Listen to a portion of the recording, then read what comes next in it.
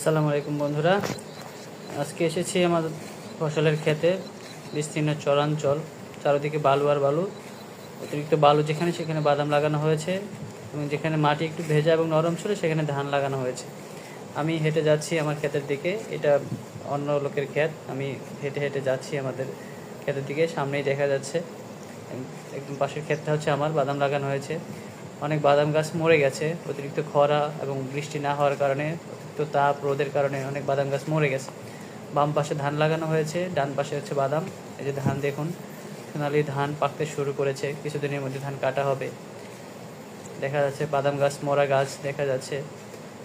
সামনে আমি এগিয়ে যাচ্ছি, সামনে আমার ক্ষেত আছে, ক্ষেতটা আপনাকে দেখাবো। বাদাম গাছ দেখা যাচ্ছে, বাম পাশে ধান দেখা যাচ্ছে।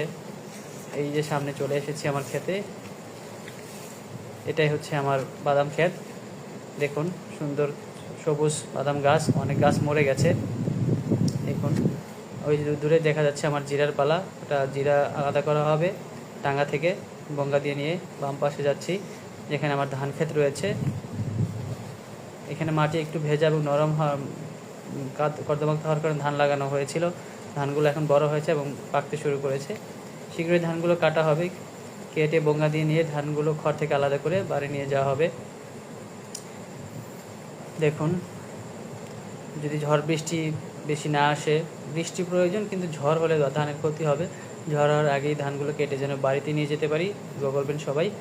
এবং আমার ফসলের জন্য দোয়া করবেন, ভবিষ্যতে যেন আর ভালো ফসল করতে পারি এবং ফসল ভালো হয়। বৃষ্টি হয় ফসলের জন্য, যেটা অপরিহার্য। সেই জন্য সবার কাছে দোয়া প্রার্থী। আসসালামু আলাইকুম।